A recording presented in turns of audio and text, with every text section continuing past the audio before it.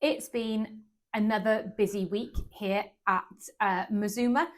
So for those of you that don't know me, I'll just do a quick recap. My name's Lucy Cohen. I'm the co-founder of Mazuma, the world's first subscription-based accounting service. We've been going since 2006, and I'm doing these little Friday updates to hold myself accountable and to really just share what the life in the week of a business owner looks like from week to week. So this week has been incredibly busy in all the right positive ways.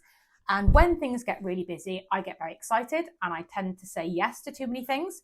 And I caught myself with a bit of a red flag this week in that I started saying things like, I can't do this because I'm too busy. So I've said this week, oh, I haven't got time to go to the gym this week.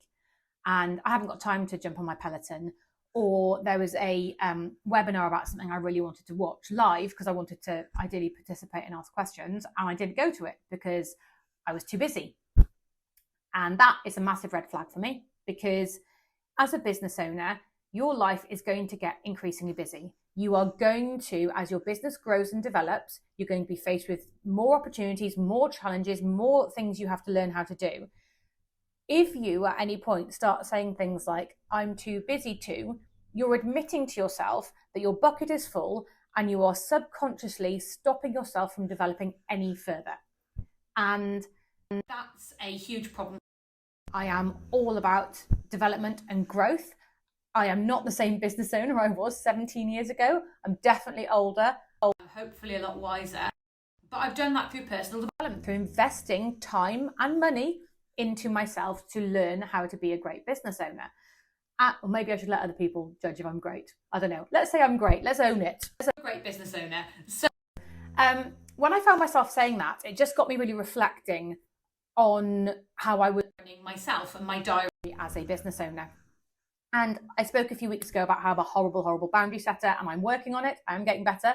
But a few quick fixes meant that I could start making time for myself again. So I have put some blocks in my diary where I want to do things, which means that, and I've said to my team, please don't put anything in please don't send me an invite to something if you can see there's something in my diary, because I'm a horrible boundary setter, I'll likely cancel that and do the other thing. And that's not very healthy because I need to be able to manage my diary.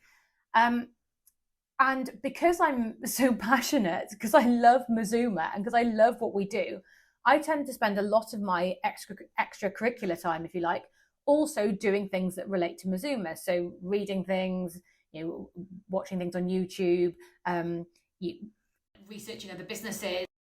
I love doing that. I am obsessed with it. I'm excited about it. But it does mean that sometimes I don't make enough downtime for my brain. And that's really important. So I think that the lesson here really is if you're a business owner and you find yourself saying things like, I haven't got time to do that, especially if it's something that is an investment in you or the future of your business. So if you don't have 90 minutes, 2 hours a week, a month even, where you can focus some development time on you and your business growth strategy, because you're saying, I'm so busy, I'm stuck in the weeds here, I don't possibly have time to look up for a couple of hours a week or a couple of hours a month to spend some time working on my in it, that is an admission to yourself that you will never be any further along than you are now. There is no way that you can develop as a business if you aren't able to step above the canopy and look over the whole, the total view, umbrella over it, and take a good look at where things are with a different perspective. If you're stuck in the doing constantly, you can't do that. Now, getting out of the doing is hard, but all it requires really is a bit of focus, commitment, and a promise to yourself that you'll do it. It's really easy, especially if you're trying to train people up or you get somebody to take things off you. It's really easy. They don't do it perfectly first time to say, oh, it's crazy to do it myself. Short term, that's fine. Long term, that's going to massively screw you over because you're not making any time for yourself. You're just going to add more and more and more stuff to your plate. And then you've also got people around you who you're frustrated with because you want them to be doing stuff, but you've not delegated it properly. So this week, I've gone back to what I spoke about a couple of weeks ago, which was being better at delegation. I've set some ground rules in terms of when I want certain things done and reported by.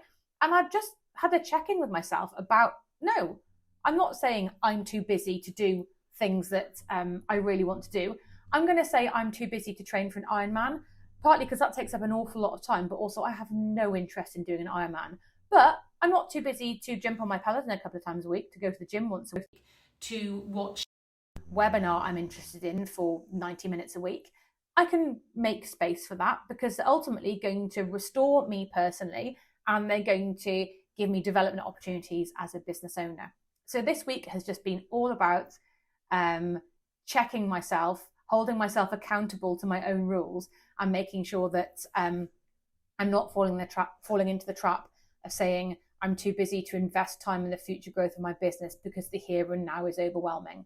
If you're overwhelmed in the here and now, you can fix that, and then you can invest in the future growth of your business by investing time in you and your development.